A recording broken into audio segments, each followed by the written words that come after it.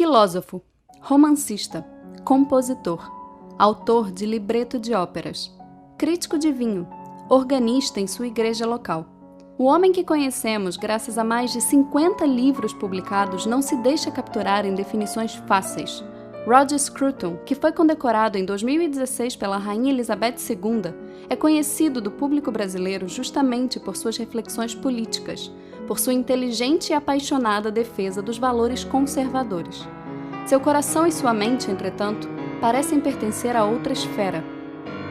My heart is in the aesthetic dimension of being.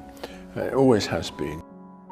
No Brasil, para uma série de palestras sobre o sentido da vida, Sir Roger prefere falar de seu novo romance, Memórias de Underground, sobre a importância da beleza na vida cotidiana e sobre o sentido filosófico e existencial de ser um conservador.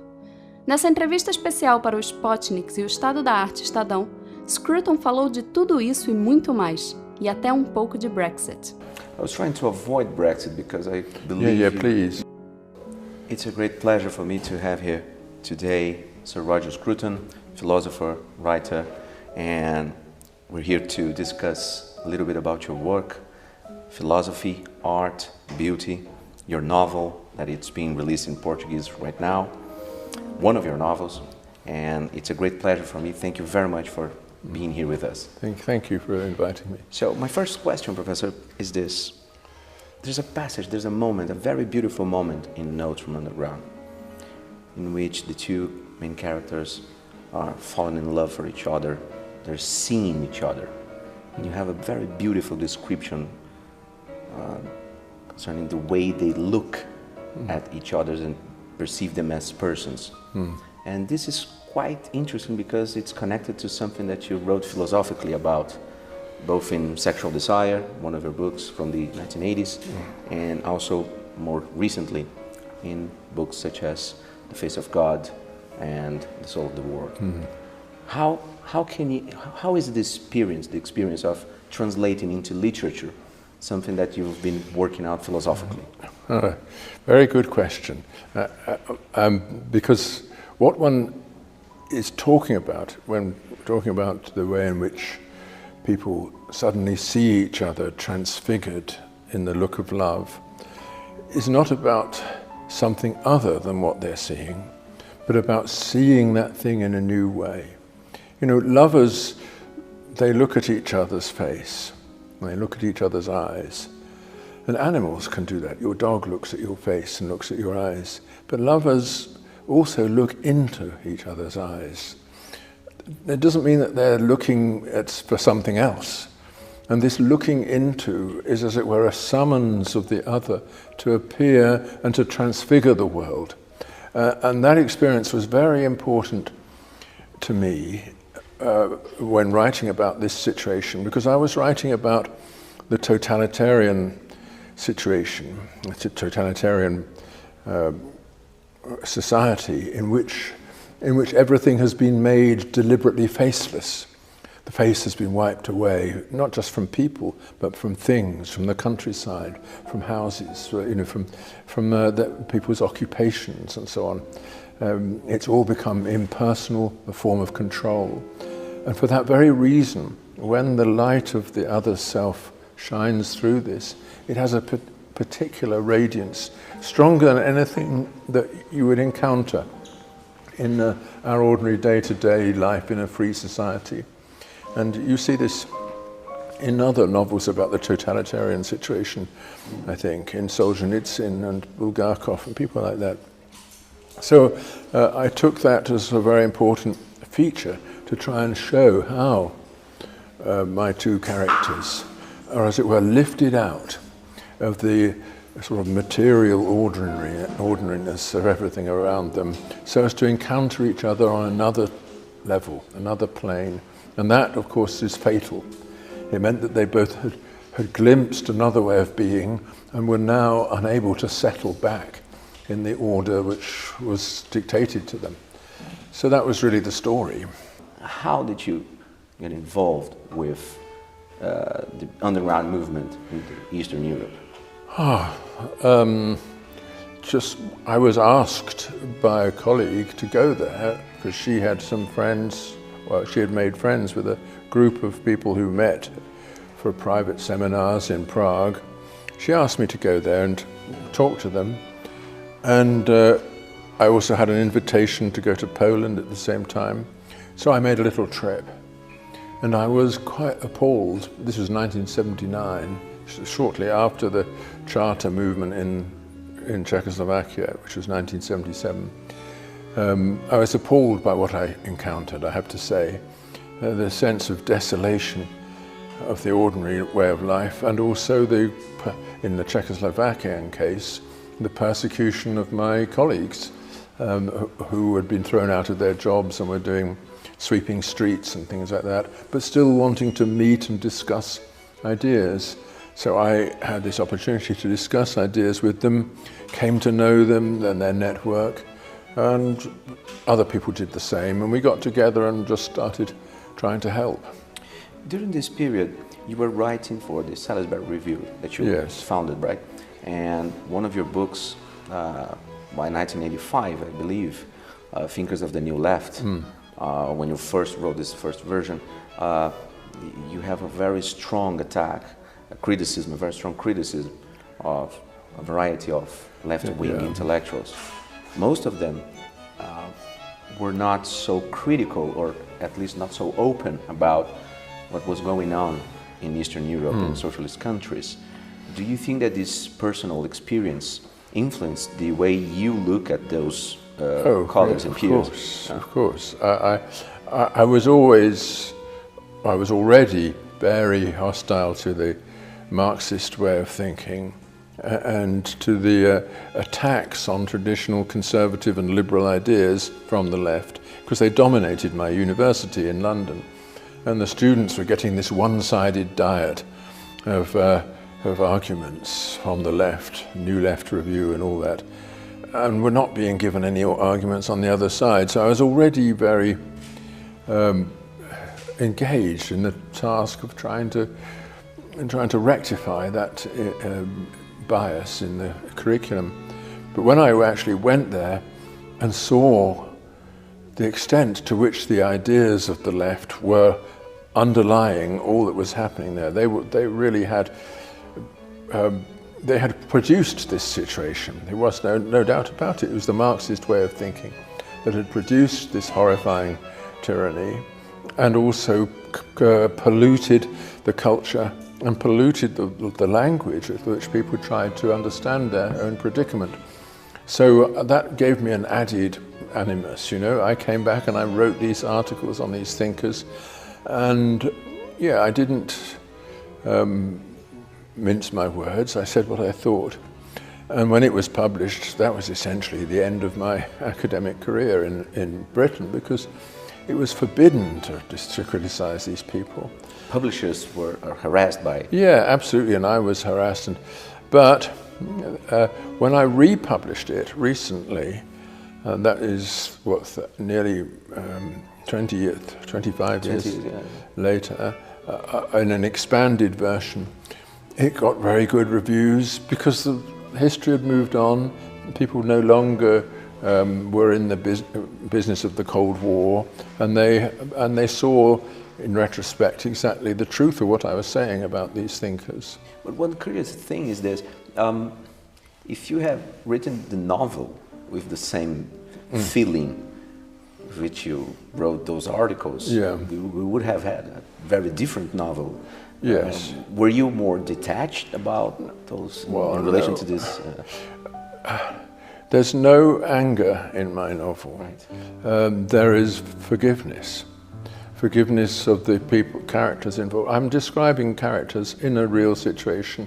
They didn't create that situation, but they do suffer from it. And I try to find in their situation the love that unites them, and also the excusable faults which come with their predicament.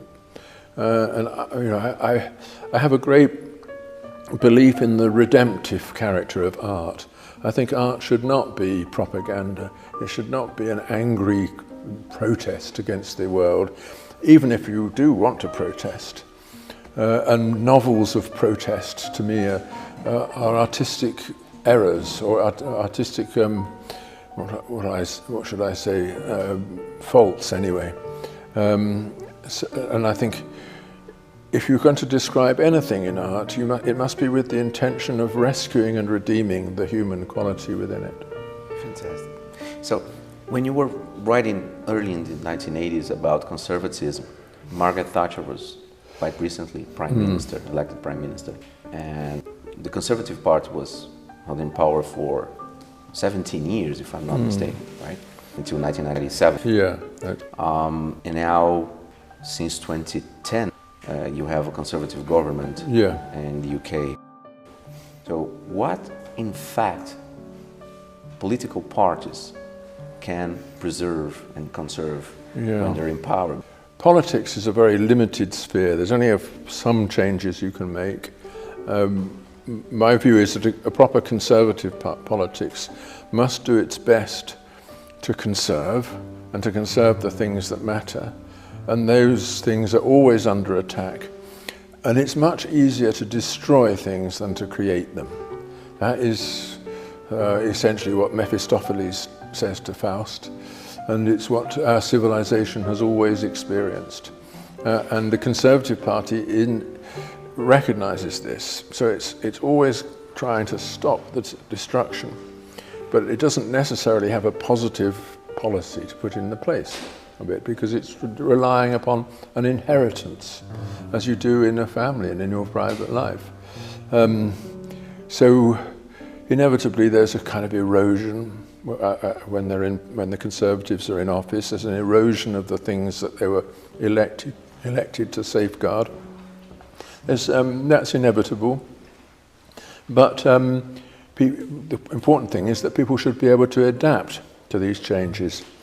And the reason why they don't vote for the left, I mean, many of them do, but on the whole, they prefer to vote Conservative, is because they recognize the destructiveness of the left. I think this is very clear to many people.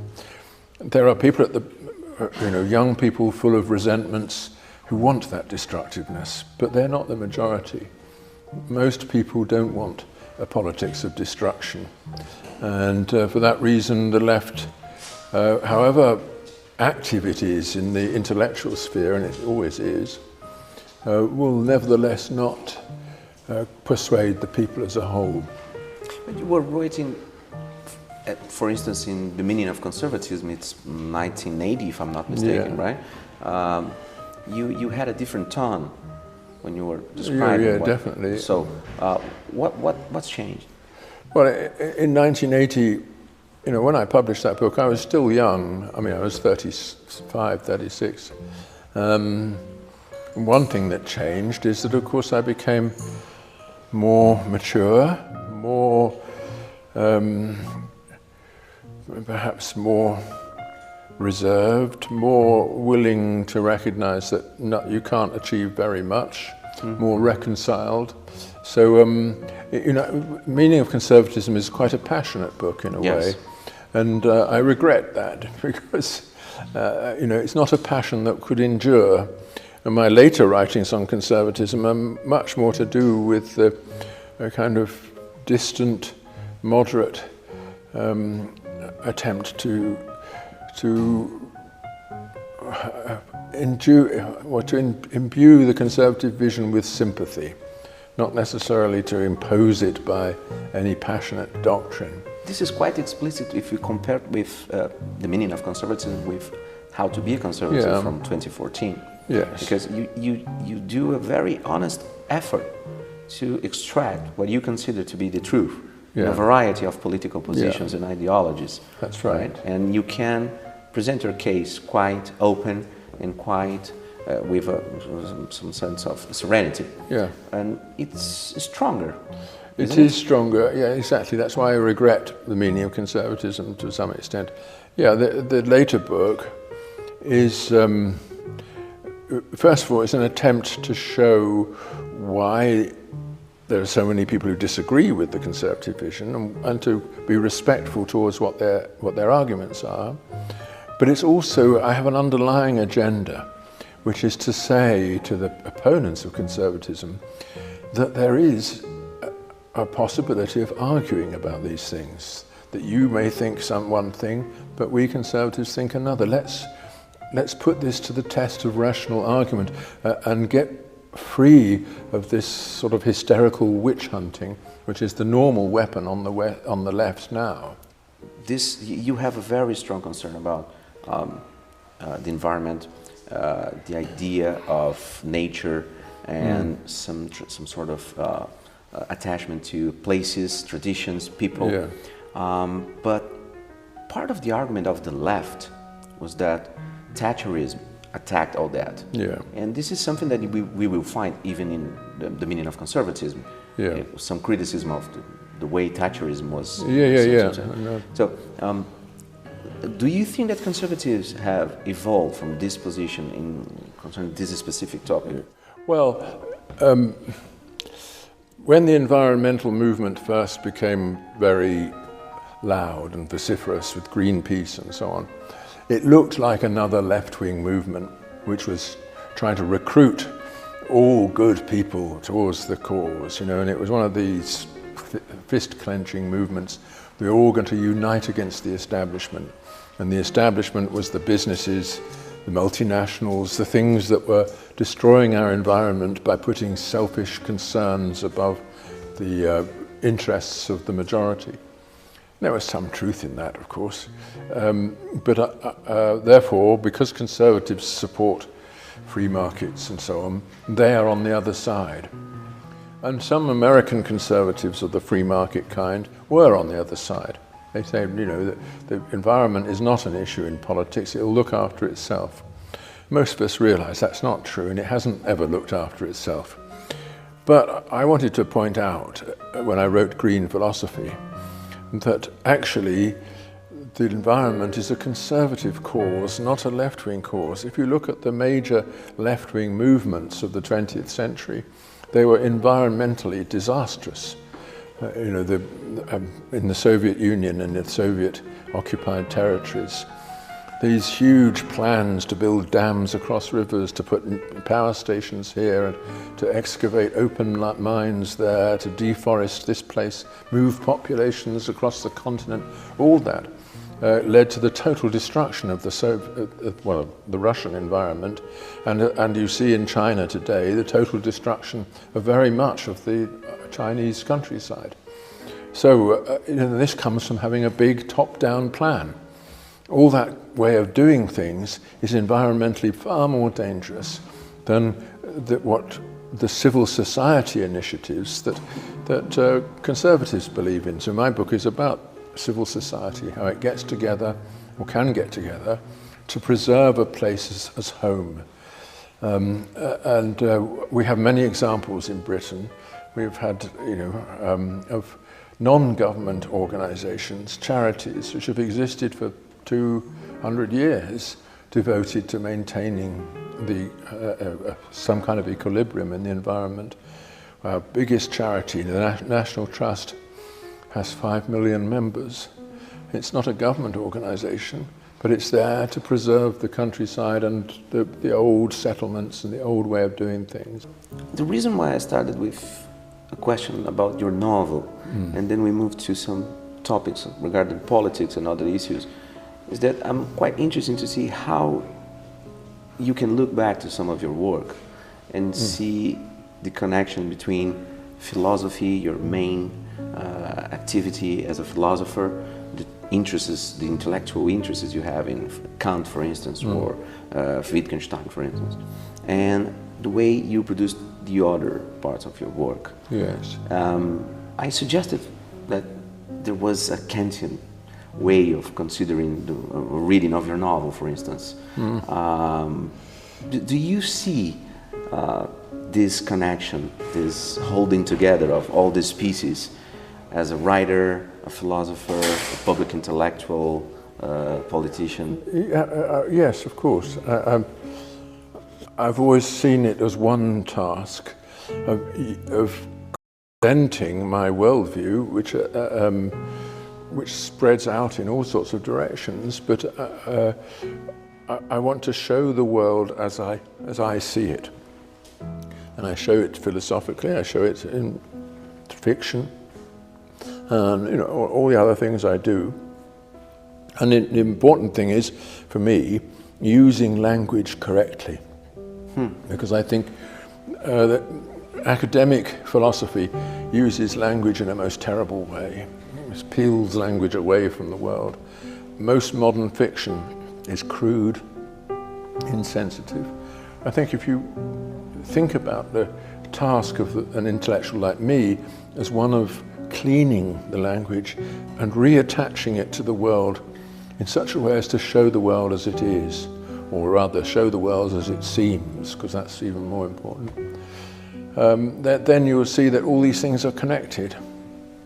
This is a very, there's a possibility here that I would like to suggest to you, is that most of your concerns, most of your work on politics depends mainly on ethical and aesthetical considerations, and not the other way around, in spite of the way political works are more popular. Yes. Do you feel this way? Do you have any sort of perception that what drives you to write about politics, it's not a political issue per se, but ethical and aesthetical considerations? Yeah, absolutely. No, my heart is in the aesthetic dimension of being.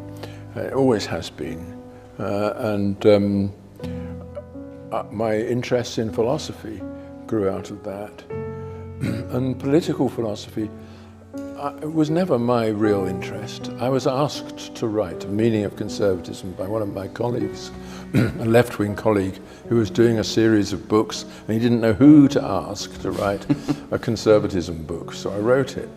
And it was probably a mistake. Then I just sort of got caught up in this whole thing and identified as a conservative intellectual.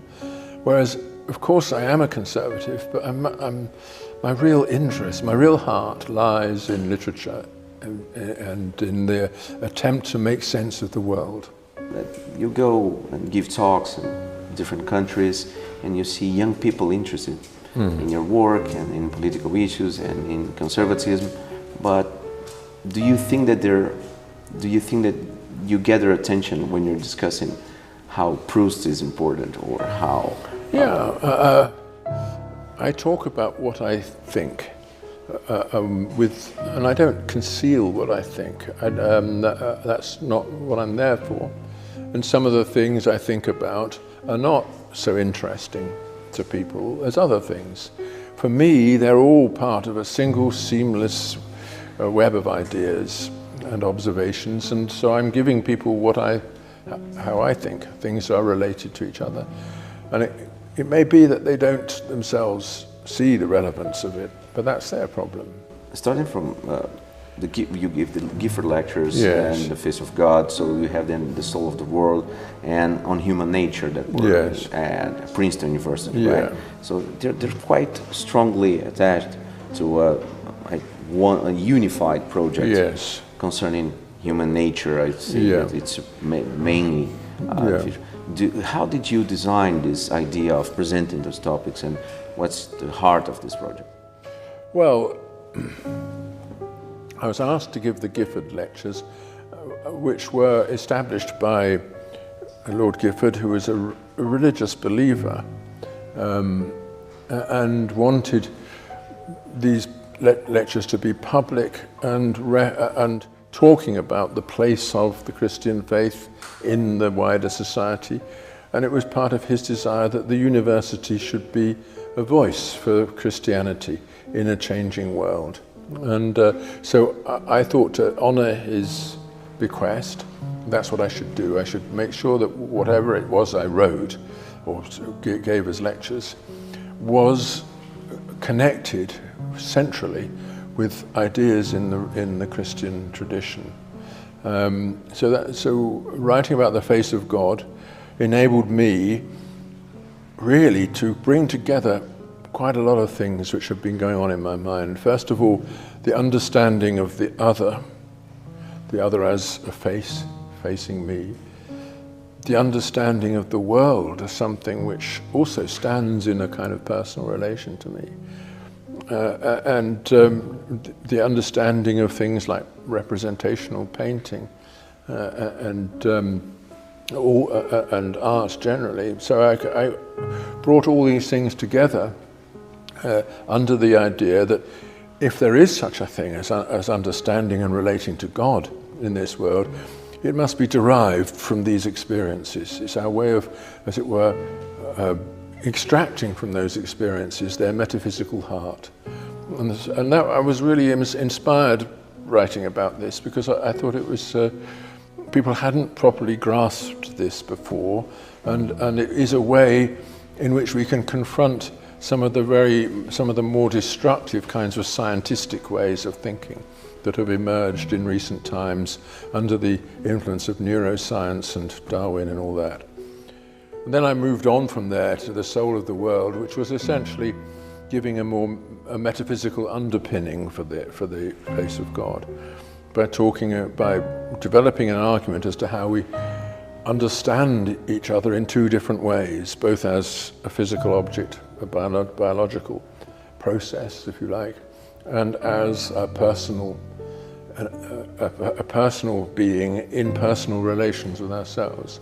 And so I developed that in a slightly more technical way, but also bringing in art and architecture as well to flesh it out. But the two books are saying essentially the same thing in different language. And then in Human Nature, I just say it directly as a philosophical thesis, right, without all the embellishment. Yeah, there are different intellectual adversaries, not enemies, of course, but with you were disputing some topics. Yeah. One that is quite interesting you mentioned is neuroscience, that it's getting more prominent in the humanities. Yeah. How do you see their actual contribution to the humanities and to understanding of the human nature? Well, I would say so far the contribution has been zero, but others would disagree. But for a start, all that neuroscience has done so far is take ordinary experiences and stick an MRI scanner on the head. You're reading Proust, they have an MRI, and they think they have something about you. Yeah, or something about Proust. But it all falls to pieces in your hand, because first of all, the MRI scanner doesn't track thought; it just tracks some of the aftermath of thought. And anyway, we just can't get in there into that great web of neural connections. And more importantly, and this is something that Peter Hacker and others have rightly said, our language with which we describe our mental states and through which we relate to each other mentally is not about the brain, it's about the person. And a person is not identical with his brain. He is a complete organism. And that complete organism is essentially involved in relationships with other such organisms to disentangle in some way the emotion, the inner subjective state, and attach it to a little strand of synapses. That is not just impossible, but also wouldn't produce any understanding either. So I'm very hostile to the way in which people try to claim advances in the humanities through relating it to neuroscientific jargon. Because it is only jargon. There's another field of adversaries, intellectual adversaries, that could be described mainly as utilitarianism in a variety of sense, and that there's some point on Human Nature you're arguing with Peter Singer and Derek Parfit on his What Matters, on What Matters. And you describe them, if I'm remembering correctly, as well, they present what they think are moral problems in terms of the trolley problem and the challenge of a boat that will be sunk or something like that, but they leave everything that is properly moral outside of the problem, and they get only a arithmetical idea. What's your take on this now? How do you consider this problem of utilitarianism now? Well, if you can reduce all moral choices to a cost-benefit calculus, so they become economic choices, that's it, you've solved the problem. You've not got any moral problems anymore. And when someone has no moral problems, he has got the greatest of all moral problems. You know, and that's so obvious when you look at Singer and Parfit, the moral emptiness of their language, their way of describing people, their sense that there isn't any difficulty here. The fact is there is a difficulty, and that difficulty consists, as someone like Levinas would say, it consists in the face of the other. This absolute forbidding that comes before you with the presence of the other person, which says, you know, here your calculations stop. And the fact you can produce these trolley problems and lifeboat problems doesn't alter this. It just shows that moral problems really are difficult and can't be solved by arithmetic. But do you think that utilitarianism can be presented as a moral theory? Because it seems to me that they do not grasp actually what is a moral. No, no, absolutely. It's a product of a very deprived vision of the world from which the human has been excluded. It's an economist's rewrite of the human condition. I see. What was the most important thing for you back then, and what has changed in 30, 40 years in which this urban scenario is completely different? Yes. Well, of course, I'm a bit of a romantic, and I was much more interested in the old schools of architecture. I spent, when I was 21, 22, I spent a while in Rome and got really interested in the Roman Baroque. What was it that made people build in this way? And also the Roman form of urbanization, in which houses are stacked against each other, and there's always some little detail which makes things fit together. So I got really interested in the, if you like, something I would call the fabric of a city, the way in which it is stitched together around a place and makes that place sacred, and also makes it a home to people. That's what really interested me. Why is that so important? And what is the aesthetic experience that comes from it? So I wrote about that in the Aesthetics of Architecture. Over the years I've come back to write little essays, partly because of feeling a certain revulsion for most of the modernist styles that have since become dominant in our cities. And trying to point out to people that building that way is not making a place, but annihilating a place. And that is popular among many people who read it because they feel the same. But it's not popular among architects, of course.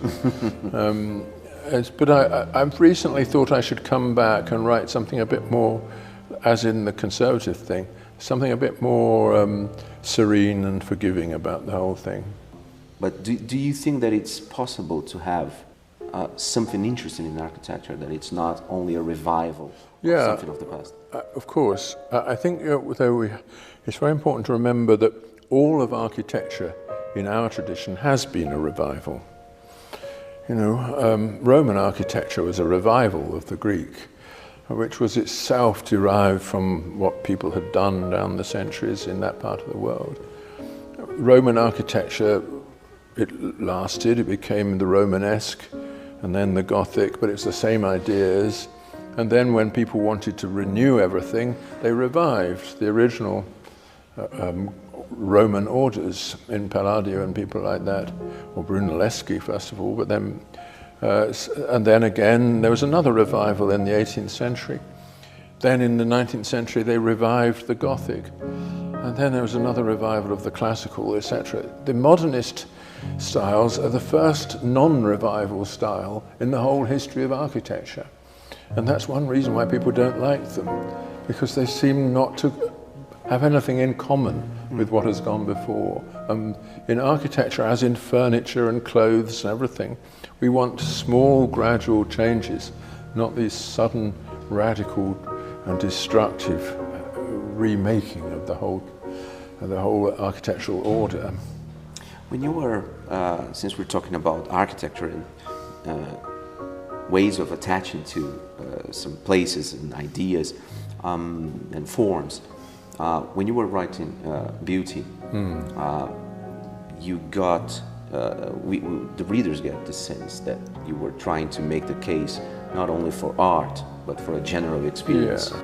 You just mentioned to us that this particular book and the documentary, the film that you produced for BBC, was not only a great success, but struck you as something that impacted people all over the world. Yeah. Can you tell us, how do you perceive this right now? Why is this the case? Well, the book on beauty, and we were talking about this before, it is a distillation of my thoughts over 40 years on this topic. As a result, it's quite dense. It's very philosophical. It's not easy. But I then had the experience of making a film with this excellent woman, Louise Lockwood, the producer, who forced me to express those ideas in a more demotic, vernacular idiom, and to find the images that corresponded to those ideas so that I could address people directly. So we ended up making this film, which was for the BBC. It had to be part of because it was defending a particular vision. The BBC had to have somebody attacking that vision as well. And because I'm right-wing, they had to have two left-wing people attacking it, because that's the way you have balance in the BBC. But those other two have been forgotten. Their films were rubbish. But here, this film has not been forgotten. The BBC tried to make it forgotten by taking it down off the YouTube. But there is the pirated version with Portuguese subtitles, which is there and which people look at. Brazilian contribution.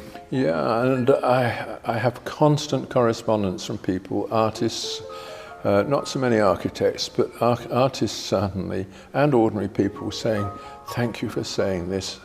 It's what I've always felt and not been able to find words for, that beauty really is fundamental to my own life, to the life of the people I like, that I look for it everywhere. Without it, I'm not happy.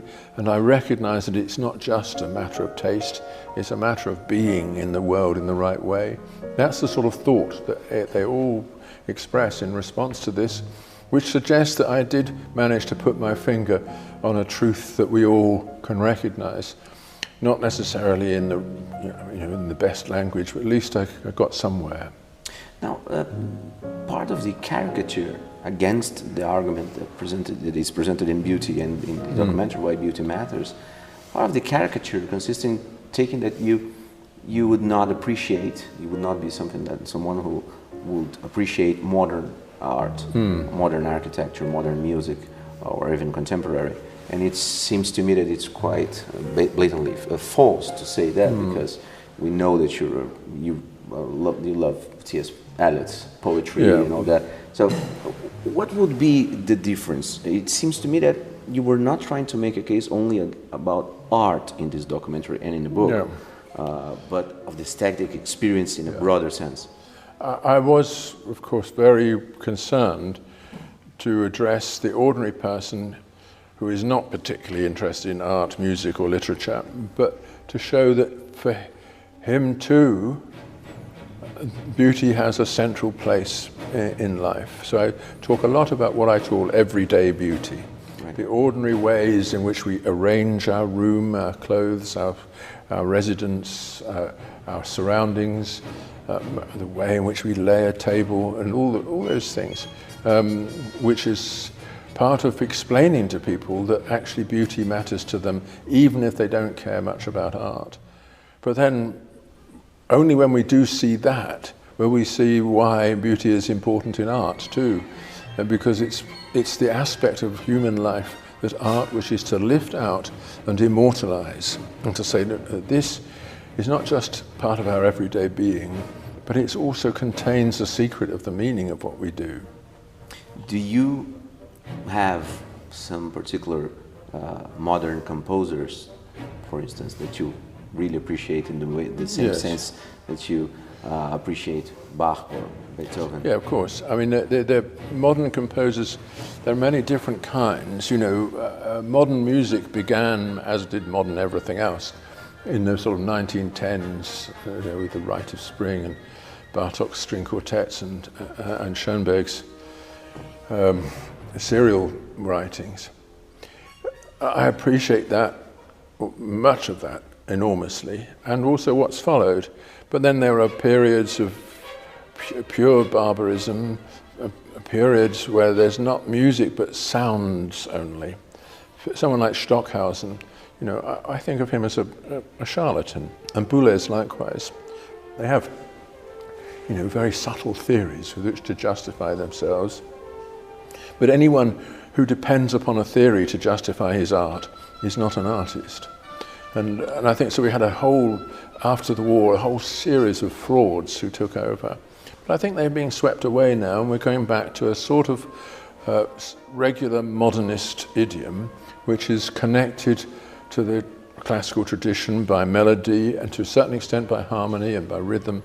And that's the kind of music I like, and there's a lot of composers writing that music in Britain and America, more than perhaps there is here.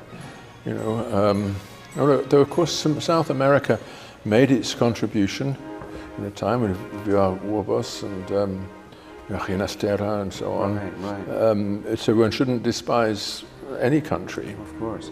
And do you feel the same about art, about painting? Yeah, sure. But art, because visual art, there's an unfortunate feature of it, which is that you can own it. Right. So you can buy it, and then people compete for it, and then the critics can come along and say, you should buy this because it's so hideous, it must be good.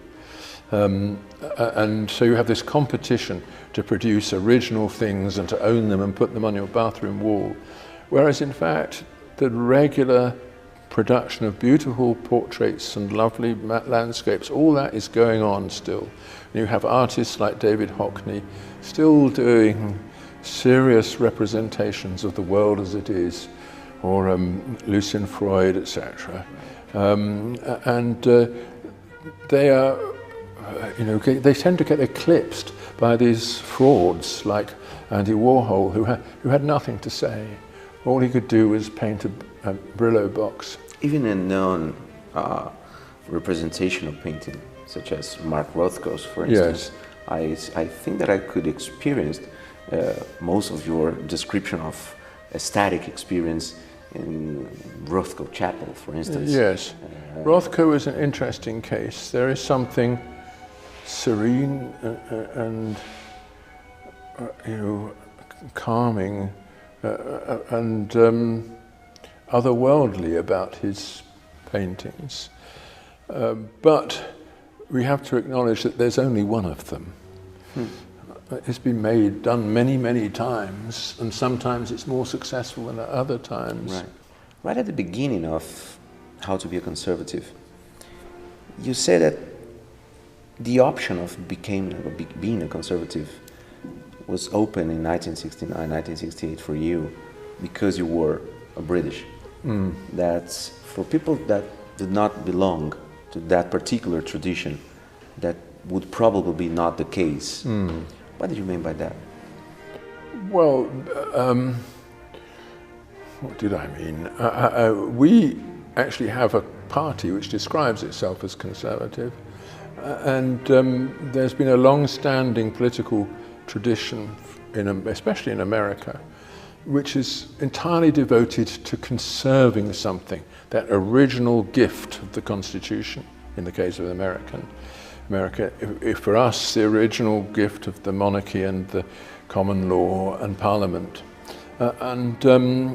So whereas so much of politics elsewhere in Europe and in the West either that original gift has disappeared, or it's been replaced by a violent revolution, which is trying to be put in the place of it, but which doesn't succeed in being in the place of it because the attempt to conserve a revolutionary worldview is self-destructive.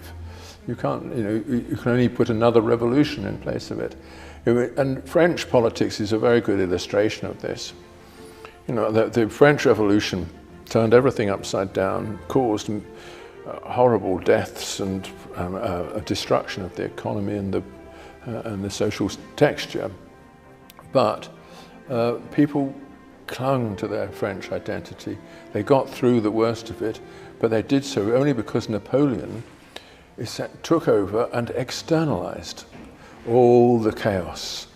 He was a very great illustrator of the second law of thermodynamics. If you can export entropy, then the system can continue, which is what he did. But in exporting entropy, exported it all over Europe and destroyed everyone else. And that led eventually to the world wars of the 20th century. So, final questions. One, this year you were subject of a vile attack by the New Statesman magazine, in which they had this bogus interview with you, and they put words on your mouth, they misprinted everything that you said, and the Conservative Party at that moment sacked you of a position you had as head of the Building Beautiful.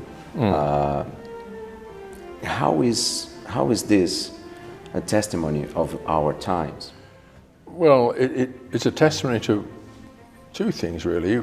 First, that the Conservatives, whatever political power they have, are very scared of the left. And they're very scared of these meaningless thought crimes that can be attributed to them. They don't know how to deal with it. So they run frightened and say, let's get out of this.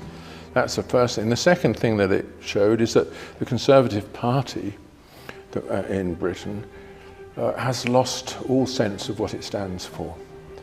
It refuses to take a stand on something absolutely fundamental, which is, first of all, the presumption of innocence. Should it not ask the person that is about to sack what he actually did say? Should there not be some attempt to put it all at a distance and get the truth? So all that, which is one thing that we should stand for, the idea of due process under law. Threw that away, and also threw away its obligations to its leading intellectual. If someone like me matters so little to the Conservative Party, to what extent can you think it actually has a conservative doctrine of its own? So I think of it as this episode as part of the loss of its identity that the Conservative Party has gone through. It wasn't me who precipitated this, it was the whole Brexit thing, and there was no leadership at the crucial moment when the Conservative Party should be giving it. Thank you very much for this, Professor Scruton. Well, thank you. We do appreciate everything that you wrote, and it's a pleasure for us to have you here today. For me too. Thank you very much.